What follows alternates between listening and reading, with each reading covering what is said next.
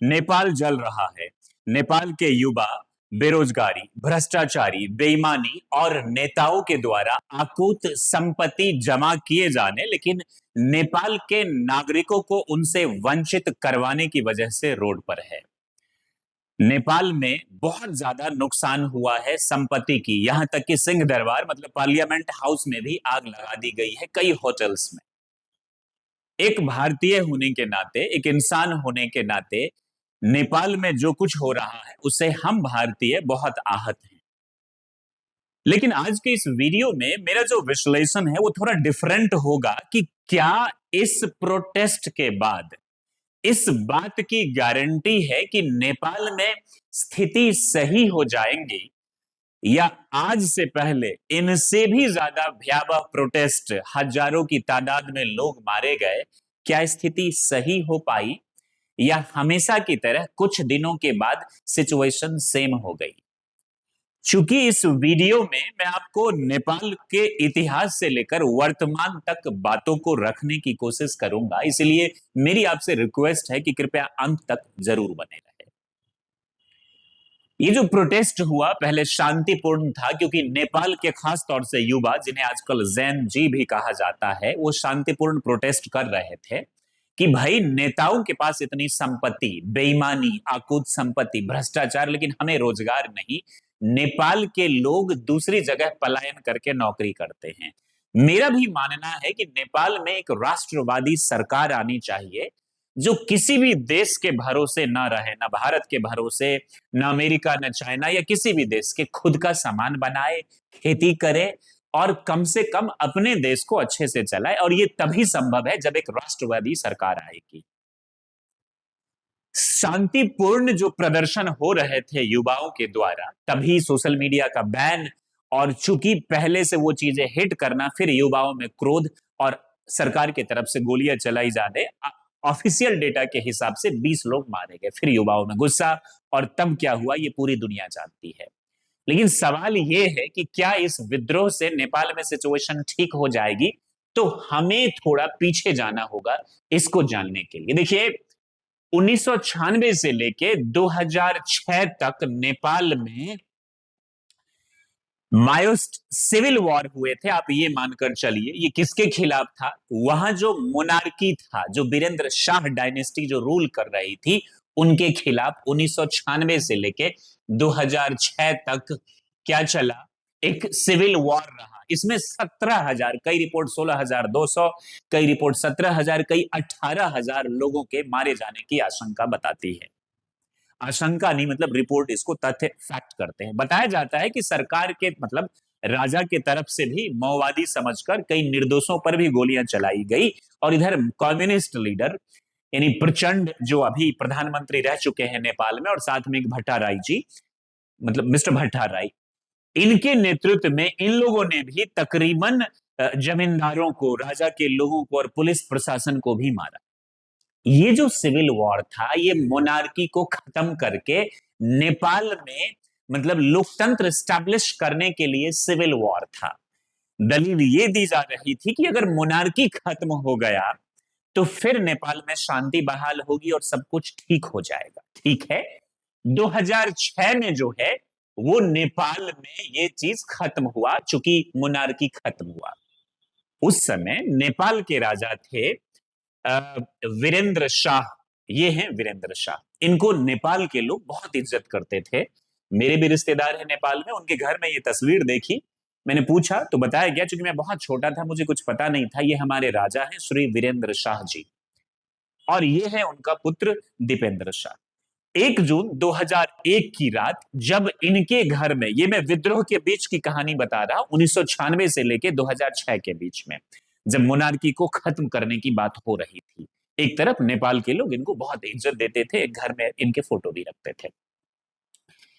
आरोप ये लगा, चूंकि नेपाल में इनसे पहले था राणा डायनेस्टी। अगर आप 1950 के आसपास जाएंगे तो विद्रोह हुआ था राणा डायनेस्टी के खिलाफ भी, फिर शाह डायनेस्टी आए, और बहुत पहले जब गोरखा यूनाइट हुआ पृथ्वी नारायण शाह, तो उसमें पृथ्वी नारायण शाह की भूमिका बहुत अहम थी नेपाल को यूनाइट करने।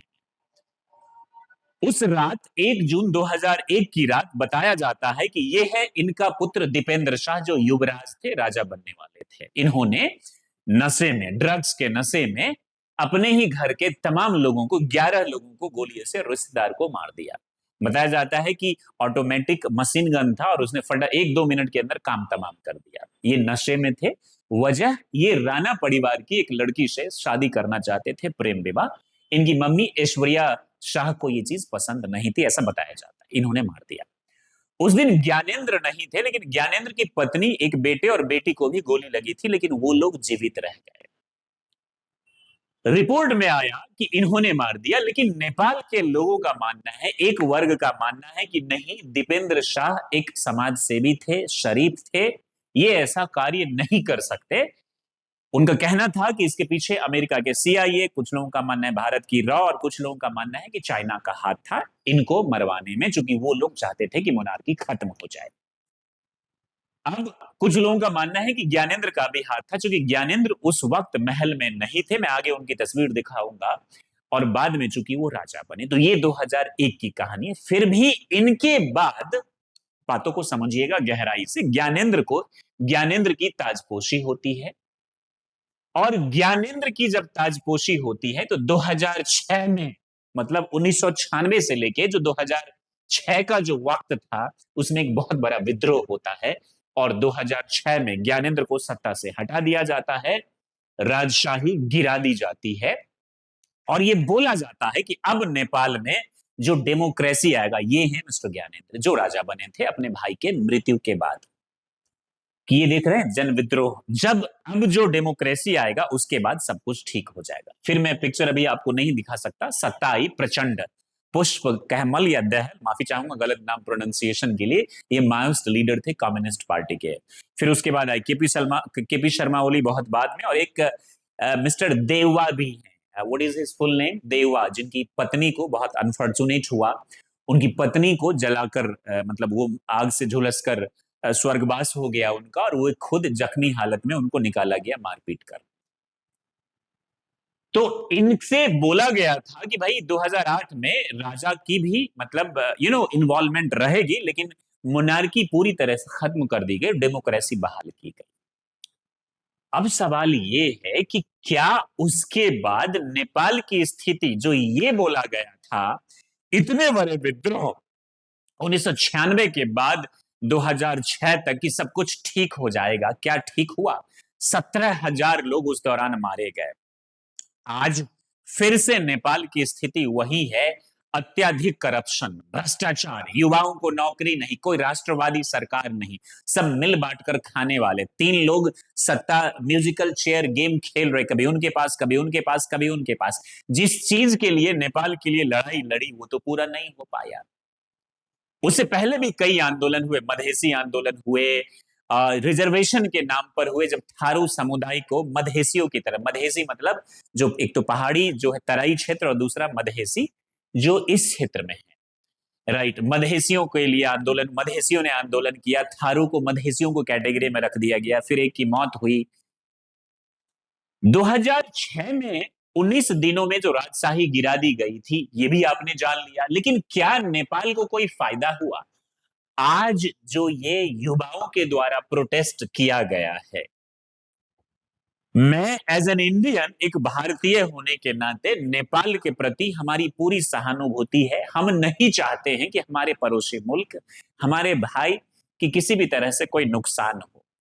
लेकिन अगर आप गौर से देखेंगे तो साउथ एशिया में जो चीज आप पहले कभी सीरिया में सुनते थे, इराक में सुनते थे, गृह युद्ध हो गया, आजकल आपको वो चीजें साउथ एशिया, श्रीलंका में आपने ट्रेलर देखा, बांग्लादेश में देखा, अभी आप नेपाल में देख रहे हैं, ये चीजें किस तरफ इशारा कर रही हैं?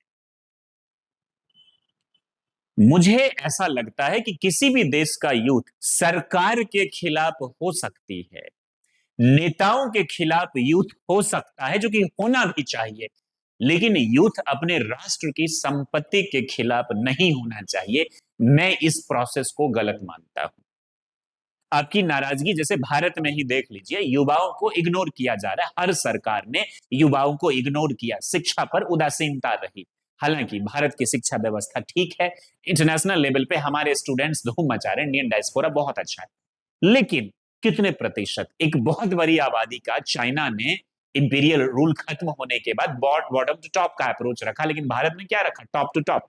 अभी तक बॉटम पे हम आए ही नहीं।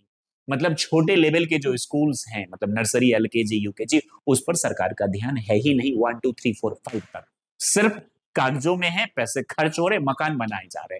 तो युवाओं को तो हम कमजोर कर ही रहे हैं, ऊपर से सरकारी नौकरी के नाम पर उनको टीचर्स ब्रेन वॉश करते हैं, फिर युवाओं को पॉलिटिकल पार्टीज अपने रैलियों में ले जाती है पैसे, दारू, मुर्गा देकर, फिर उन युवाओं से जो नेता है वो तोड़फोड़ करवाते हैं विरोध प्रदर्शन के नाम पर ट्रेन में। ये चीजें तो आपने इंडिया में भी देखी होंगी।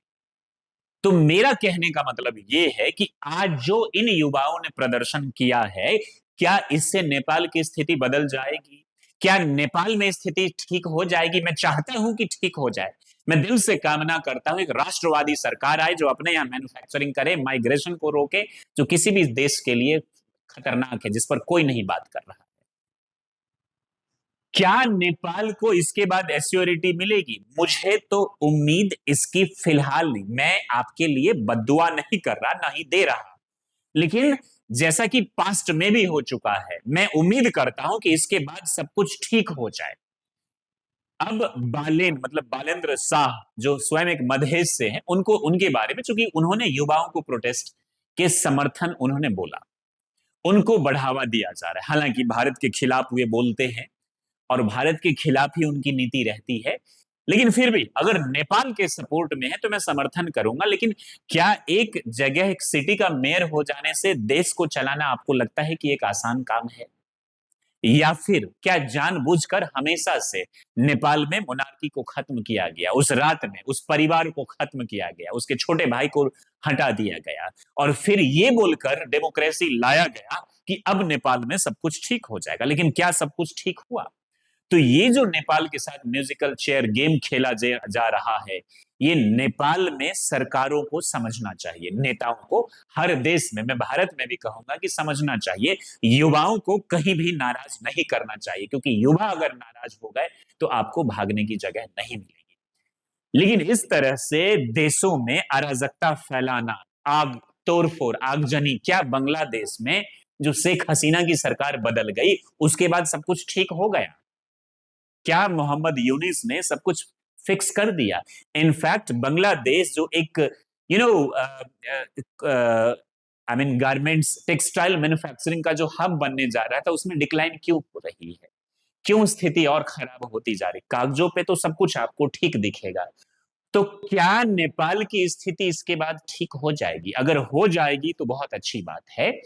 वैसे जहां तक मैं समझता हूं, ऐसे आंदोलन हमेशा से होते रहे और ये कोई नई चीज नहीं है, भारत में भी हुए हैं।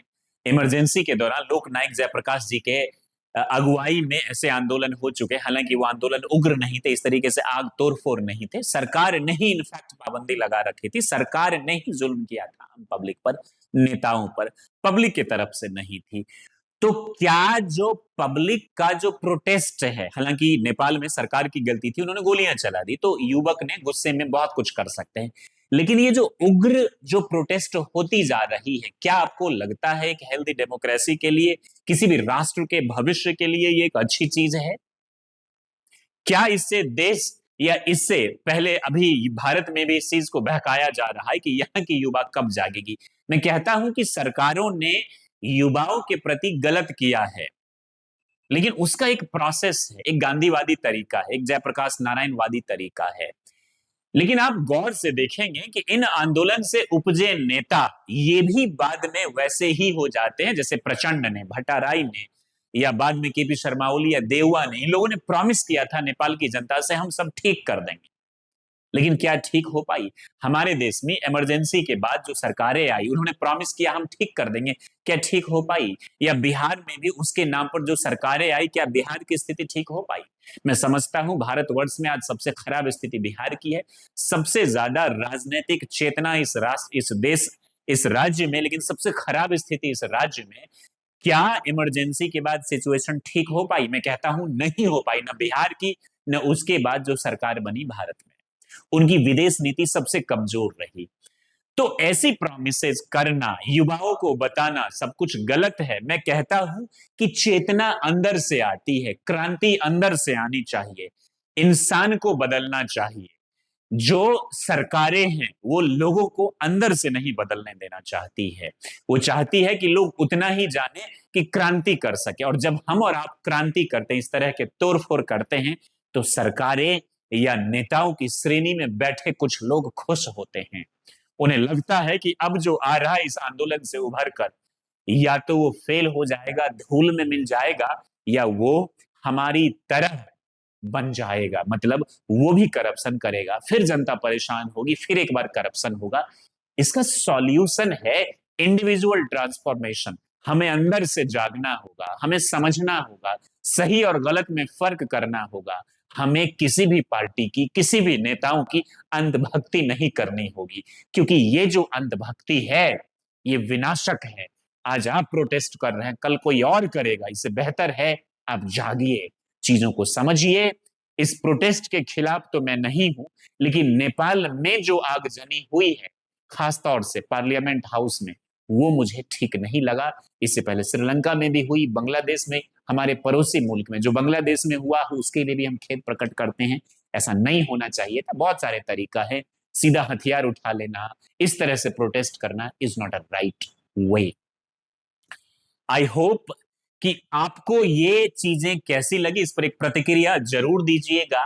क्या सेल्फ ट्रांसफॉर्मेशन जरूरी है या इसी तरह, क्योंकि भारत में भी लोग इस तैयारी में हैं कि यहां भी ऐसे होना चाहिए विद्रोह, और युवाओं को ये समझाना बहुत आसान है कि तुम्हारा हक छीना जा रहा है। बजाय इसके, जैसे हमारे देश में टीचर सिखाते हैं आंदोलन करो, वे ये क्यों नहीं सिखाते कि तुम स्किल डेवलप करो, तुम अपने घर के लिए पहले रोजी रोटी का जुगाड़ करो। क्योंकि आंदोलन के बाद जब तुम जेल में जाओगे तो कुछ ही नेता उससे बनकर उभरेंगे, ज्यादातर बच्चों की जगह जेल में होगी।